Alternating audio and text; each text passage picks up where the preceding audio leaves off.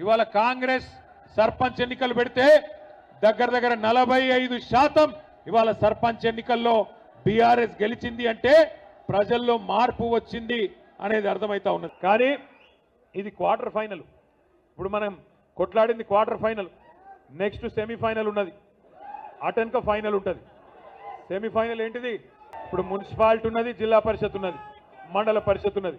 అది సెమీఫైనల్. అది semi-final. Final 2028. ఇప్పుడు ఇక్కడికి రాగానే మీరు లొలి పెడుతున్నారు.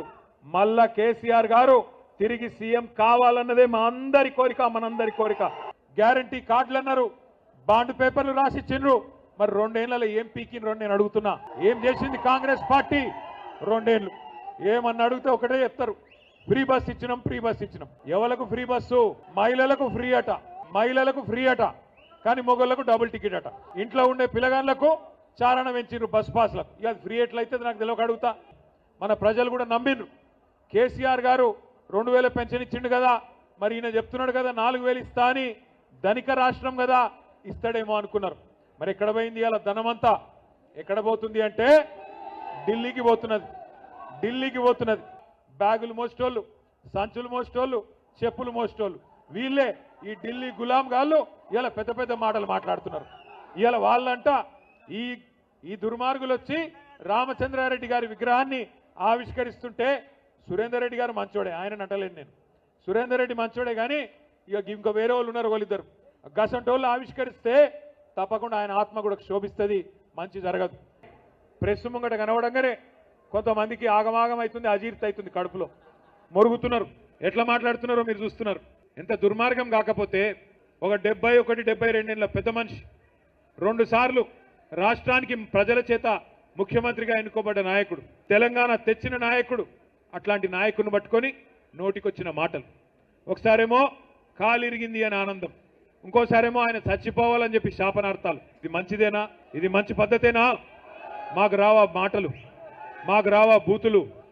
రేవంత్ రెడ్డి, నీకు నేను చెప్తున్నా, నీకు ఒకటే భాష వచ్చురా నాయన, నాకు 3 భాషలు వచ్చు. నువ్వు ఒకటే భాషలో బూతులు తిడతావు. నేను అనుకుంటే గట్టిగా అనుకుంటే 3 భాషలలో తిడతా. హిందీలో, ఇంగ్లీష్లో, తెలుగులో తిడతా. నీకు ఒకటే వచ్చు. నేను పక్కా ఉర్దూలో కూడా తిడతా. ఇక మా అక్క వాళ్ళను, మా అన్న వాళ్ళని అడిగి కొన్ని రోజుల గోర్మాటి భాష కూడా నేర్చుకుని అందులో కూడా తిడతా.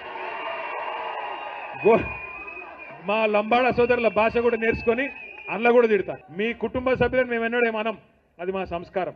నువ్వు అనొచ్చు, మా వాళ్ళని ఇష్టం ఉన్నట్టు అంటున్నావు, కానీ మేము అంటలేం. మీ భార్య గారిని కానీ మీ బిడ్డని కానీ ఎవరినేం అంటలేం, ఎందుకంటే అది మా సంస్కారం. అట్లాగే నేను అడుగుతున్నా, ఆయనకి బాధ ఏందో అర్థం కాదు. అడ్డిమారి గుడ్డి దెబ్బలో ముఖ్యమంత్రి అయ్యిండు. ఆయనక సంతోషంగా ఉండొచ్చు కదా. తెల్లారు లేస్తే కేసీఆర్ గారిని తిట్టుడు, తెల్లారు లేస్తే మన మీద ఏడ్చుడు తప్ప పీకిందేమీ లేదు. ఏమన్నా అంటే 2 ఏళ్ల నుంచి ఒకటే టైంపాస్ ప్రోగ్రాం. కొన్ని రోజులు కాళేశ్వరం అంటాడు, కొన్ని రోజులు ఫోన్ ట్యాపింగ్ అంటాడు, కొన్ని రోజులు ఫార్ములా ఈ అంటాడు. పని చేసుడు చేత కాదు. వెనుకటికి ఎవడో ముఖం బాగాలేక అద్దంబల కొట్టుకున్నాడట. గట్లున్నది ఈయన కథ. అరే బంగారు పల్లెంలో పెట్టి నీకు రాష్ట్రాన్ని అప్పచెప్తే, ఇంత అద్భుతమైన రాష్ట్రం, భారతదేశంలోనే తలసరి ఆదాయంలో నెంబర్ 1 రాష్ట్రం తెలంగాణ.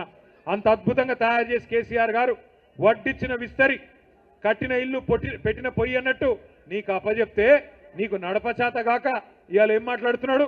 ఒకటే చెప్తాడు, ఏమైంది రాబాయ్ 2500 ఇస్తాను మా ఆడబిడ్డలకు, ఏమైంది అని ఆడపిల్లలు అడిగితే ఏమంటాడు?